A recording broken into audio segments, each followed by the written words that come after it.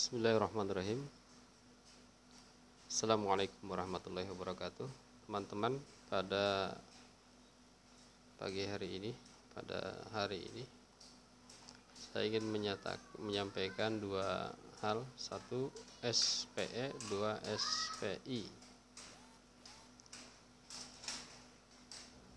SPE adalah strategi yang menekankan kepada proses penyampaian materi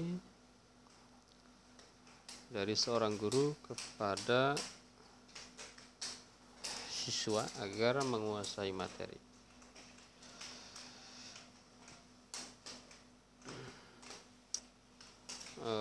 Prinsip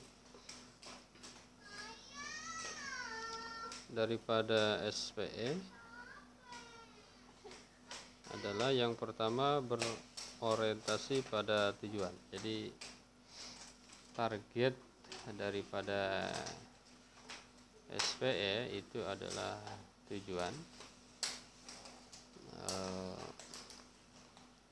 Jadi tetap basis daripada pembelajarannya adalah bagaimana mencapai tujuan yang telah ditentukan. Yang kedua ada prinsip komunikasi, yakni pemindahan pesan atau informasi dari sumber pesan kepada penerima pesan. Jadi ada pemindahan informasi dari guru sebagai sumber pesan dan siswa sebagai penerima pesan. Yang ketiga, prinsip kesiapan, di mana siswa akan merespon baik setiap stimulus yang diberikan oleh guru kalau mereka siswa itu sudah siap. Jadi dalam strategi pembelajaran ekspositori tidak akan ada gunanya mengajar dengan strategi ini kecuali siswa atau mahasiswa itu sudah betul-betul siap, sudah betul-betul terbuka pikirannya untuk ikhlas menerima pelajaran. Jadi pengkondisian di dalam strategi ini yang sangat utama, sangat penting ya. Yang keempat ada prinsip berkelanjutan. Jadi strategi ini tidak berhenti pada hari itu. Jadi ketika guru atau dosen mengajar menyampaikan materi, lalu siswa menangkapnya, tidak berhenti di situ. Jadi kesuksesan strategi ini manakala ada disequilibrium namanya ya. Jadi ada ketidakseimbangan pada mahasiswa, pada siswa. Jadi ketika guru menjelaskan, apa yang dijelaskan itu selalu terngiang-ngiang, apa yang dijelaskan itu selalu menggugah hatinya, selalu menjadi keresahan dalam hatinya, sehingga dia terdorong untuk selalu mencari materi, mencari hal-hal yang berkaitan dengan tujuan pembelajaran pada hari itu. Jadi misalnya ketika berbicara tentang muhadasah fil motor, maka setelah perkuliahan selesai, mahasiswa terus ingin mengembangkan dirinya untuk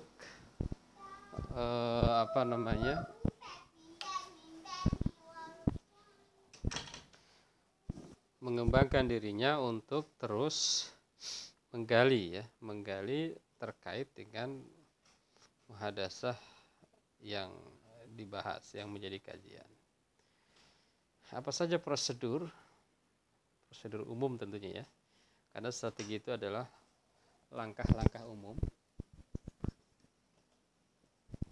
Langkah-langkah umum, maka ada prosedur umumnya. Yang pertama adalah ada namanya persiapan. Jadi guru harus mempersiapkan sedemikian rupa berbagai hal, namanya juga ekspositori.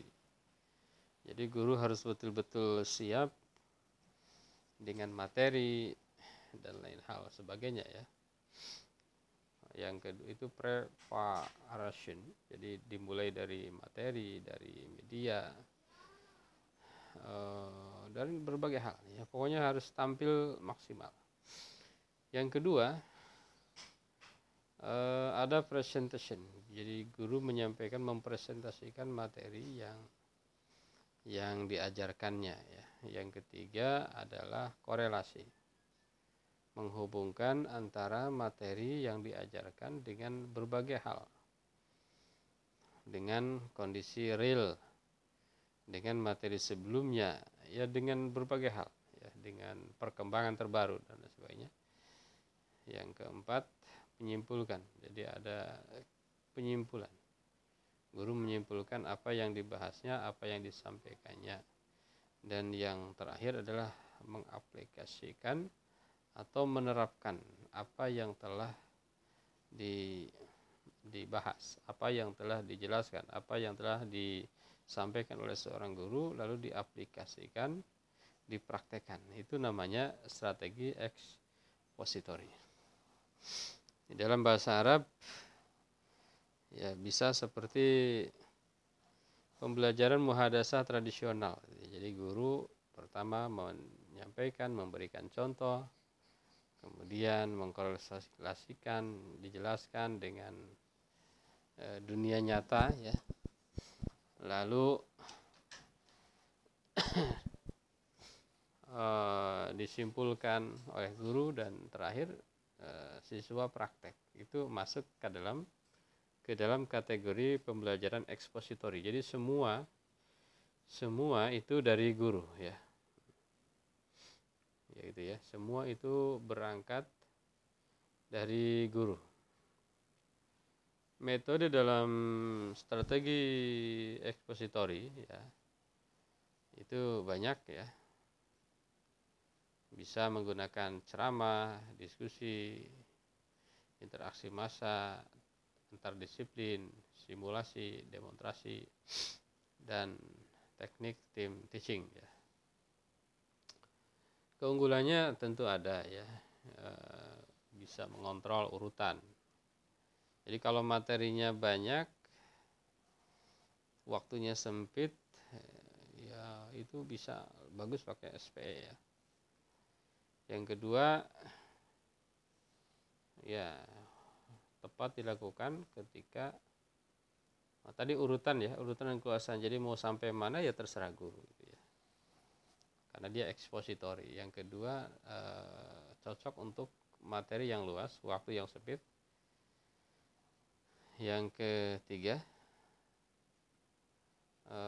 dengan adanya menyimak penjelasan guru, memungkinkan siswa melakukan observasi atau demonstrasi yang dilakukan oleh guru. Yang keempat, bisa digunakan untuk jumlah siswa yang banyak ya. Yang kelemahannya ada, jadi karena guru ceramah, jadi hanya cocok ini untuk siswa yang auditori, sementara visual dan kinestetik mungkin akan bermasalah. Yang kedua, tidak mampu melayani perbedaan kemampuan, pengetahuan, minat, bakat, serta gaya belajar individu siswa. Yang ketiga, sulit mengembangkan kemampuan sosial karena hanya mendengarkan. Jadi murid hanya menerima, duduk manis ya. Jadi kemampuan sosialisasi, interpersonal, berpikir kritis hampir tidak ada ya. Keberhasilan bergantung kepada guru. Jadi kalau gurunya hebat bisa berhasil, tapi kalau gurunya la yahya wa la yamutu ya sulit, saya kira ya sulit untuk berhasil. Jadi gurunya harus punya persiapan, pengetahuan, percaya diri, semangat, antusiasme, motivasi, dan berbagai kemampuan komunikasi. Yang kelima, karena komunikasinya satu arah, maka kontrol terhadap siswa, pemahaman siswa itu akan sangat terbatas. Ya.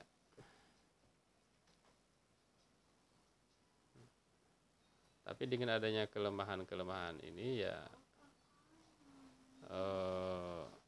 kita bisa mengoptimalkan kelebihan tadi ya. Yang kelemahannya bisa ditanggulangi tadi, ditanggulangi. Ini ada di buku saya nih ya. Kelebihan, kekurangan harus diminimalisir, kelebihan harus dimaksimalkan. Nah, ya kan? Ya kan, misalnya kelemahannya adalah hanya mungkin dilakukan bagi siswa yang kemampuan menyimaknya tinggi. Caranya adalah dengan mengatur tempat duduk. Jadi ekspositori juga bisa bisa diterapkan dengan baik,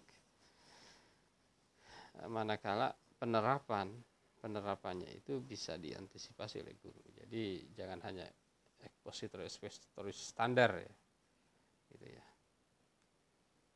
Kelemahan kedua misalnya tidak mampu melayani perbedaan individu. Guru harus keliling kelas kalau ngajar ya. Apalagi di sekolah itu guru itu nggak bisa diam, gitu. Jadi harus keliling kelas. Oke, saya kira itu ekspositori. Teman-teman bisa sebetulnya bisa kuatkan lagi ya dengan membaca bukunya ya. Saya kira tidak cukup dengan YouTube saja ya.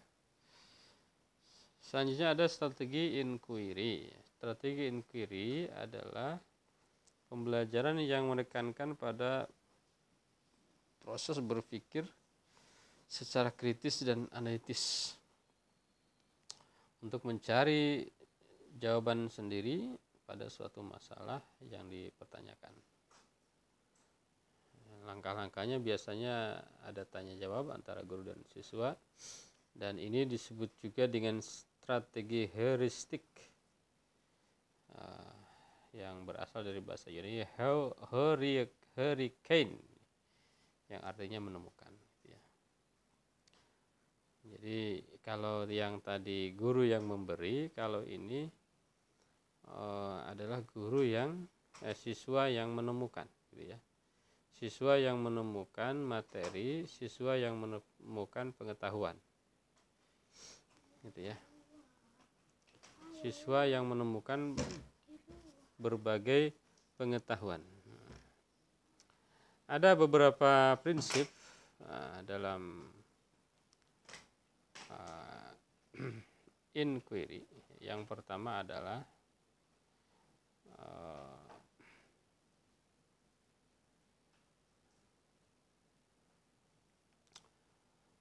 berorientasi kepada pengembangan intelektual ya.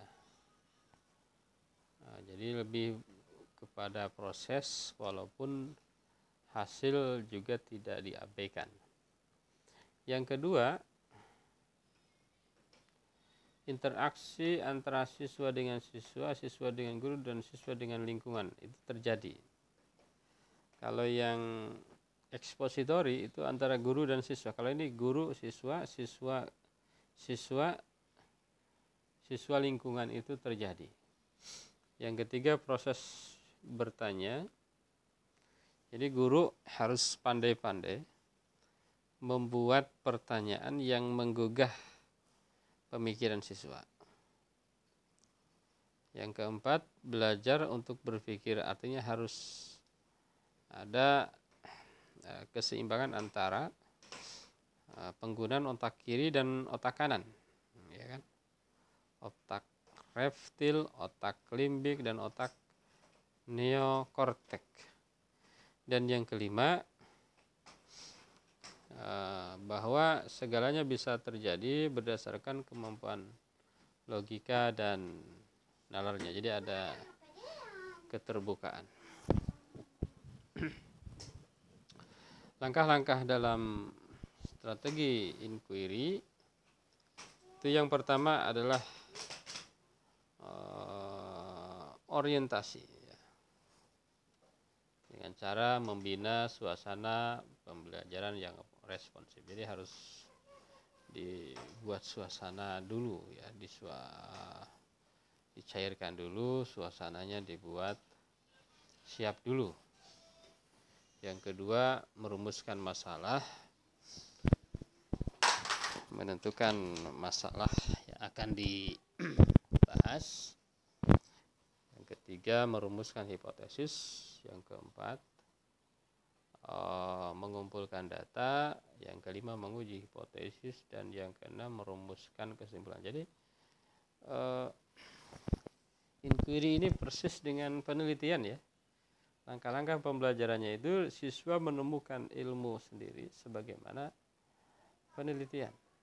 Tapi kalau yang sifatnya kualitatif mungkin tidak mesti ada hipotesis ya, gitu ya.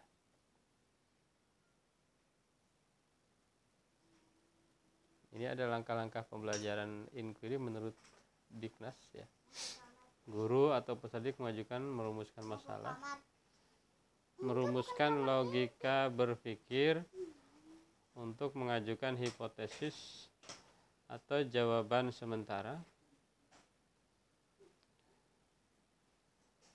merumuskan langkah kerja untuk memperoleh data, menganalisis data dan melakukan verifikasi, melakukan generalisasi gitu ya.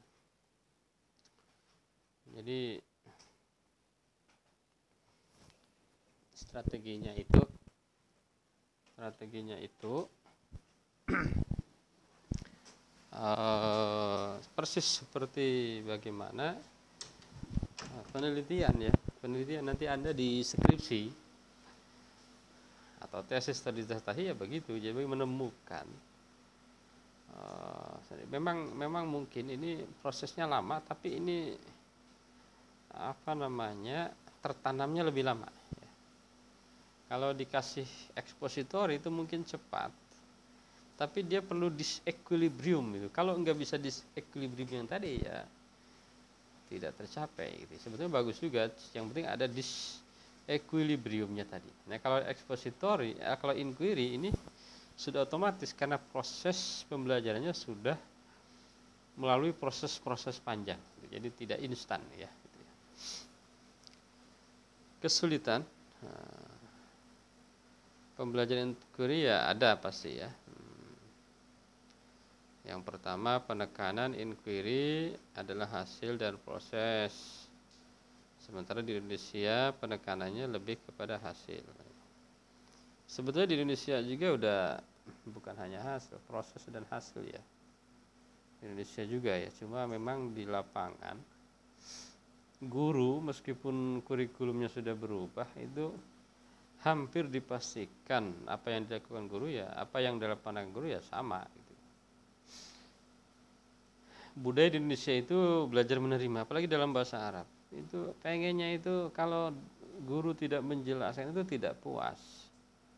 Kalau dosen tidak menjelaskan itu dia merasa tidak maksimal. Padahal itu jadi inti belajar itu adalah bagaimana dia menemukan sendiri, dia menyimpulkan sendiri. Yang ketiga katanya sistem pendidikan Indonesia dianggap tidak konsisten. Seperti ada, kadang tidak ada dan lain sebagainya ya. Gitu ya.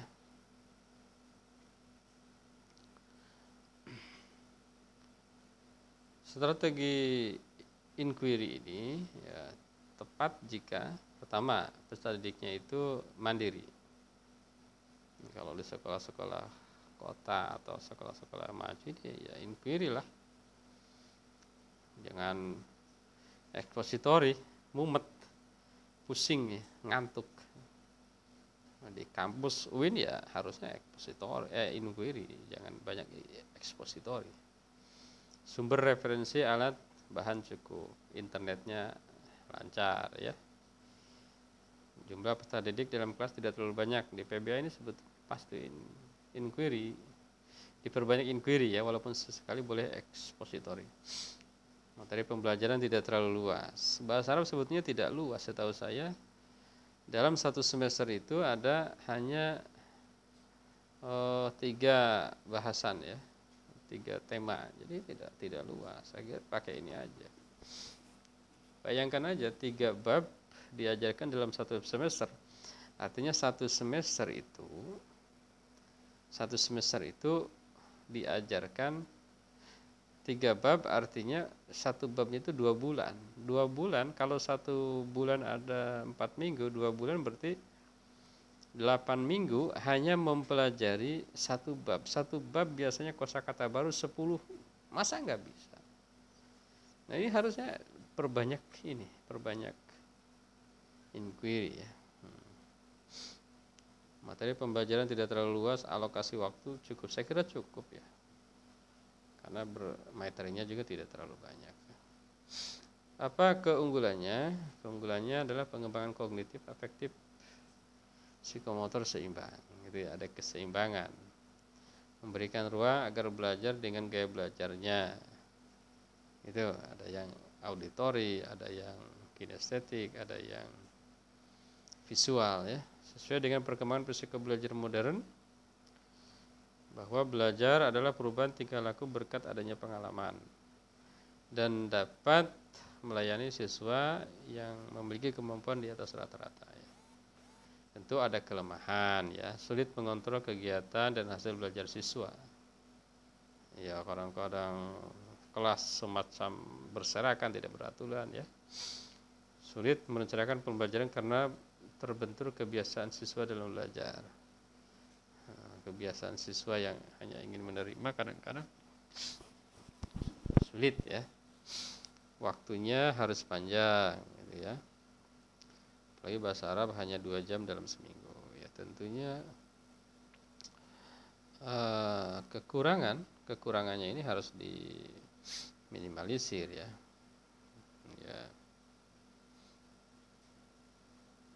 Sebetulnya dari mulai kurikulum KTSP misalnya ini, kurikulum di Indonesia itu hanya menekankan pada hasil. Sesungguhnya di KTSP itu ya sudah kepada proses dan hasil ya. KTSP K13 ini sudah dua-duanya. Budaya belajar di Indonesia menemukan materi, yaitu bisa dirubah sedikit demi sedikit ya. Tentunya dengan merubah paradigma guru ya. Paradigma guru, oleh karena itu ya alumni PBA ini harus paradigmanya berubah gitu loh ya. Alumni PBA itu ya harus agak luas.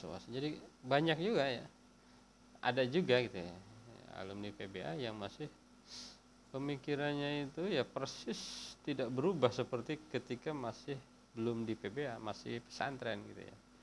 Kalau pesantren itu kan cenderung ekspositori ya, terutama di pesantren salaf ya, bisa bagus juga ekspositor di pesantren itu bagus. Karena apa? Bagus karena ada disequilibrium tadi. Setelah guru menyampaikan dengan ceramah, dengan pemaparan, lalu mereka ada yang menghafal bait-bait alfiyah, jadi terus disequilibrium dia bagus, nggak masalah. Kalau di sekolah nggak bisa, saya kira ya sulit melakukan itu. Yang ketiga, sistem pendidikan Indonesia yang tidak konsisten. Ya, sebetulnya bukan tidak konsisten ya. Jadi pendidikan di Indonesia ini mengikuti perkembangan. Justru kurikulum yang baru-baru ini bukan makna tidak konsisten ya, tapi memperbaiki yang sebelumnya masih dianggap kurang. Saya kira itu ya. Dalam pembelajaran bahasa Arab ya, inquiry ini bisa diterapkan ya, bisa diterapkan saya kira dalam berbagai materi ya, baik pada komponen maupun kemahiran bahasa Arab ya. Dalam pembelajaran bahasa Arab di madrasah menggunakan nazariyah wahdah, bisa dicontohkan kita membelajarkan dialog ya. Caranya bagaimana? Guru memberikan instruksi aja. Sementara peserta didik yang membuat pola-pola yang digunakan dalam dialog. Jadi jangan menghafal dialog. Kalau menghafal dialog yang ada di buku ya namanya expository gitu ya. menghafal dialog, mengikuti ucapan guru, ya itu namanya ekspositori. Coba walaupun tidak usah panjang-panjang saya kira ya. Misalnya hanya beberapa kalimat pertanyaan. Misalnya at-ta'aruf. Nah, ya, at-ta'aruf ya biarkan mahasiswa atau siswa berimajinasi. Kalau orang berkenalan itu apa yang pertama dikatakan. Meskipun dalam buku Assalamualaikum Waalaikumsalam belum tentu dalam dunia nyata. Nanti dia bisa berdialog sesuai dengan kondisi real dengan menggunakan bahasa Arab. Saya kira itu ya. Jadi saya tidak ingin menekankan inquiry lebih bagus, tapi inquiry ya ini adalah berbasis teori modern ya. Dan expository seperti yang di pesantren salaf yang dulu kita belajar ya tidak salah juga, asalkan tadi ada disequilibrium. Yang masalah adalah ketika di sekolah menggunakan expository tidak ada disequilibrium ya, tidak ada kegelisahan sehingga ketika selesai guru menyampaikan ya udah lupa.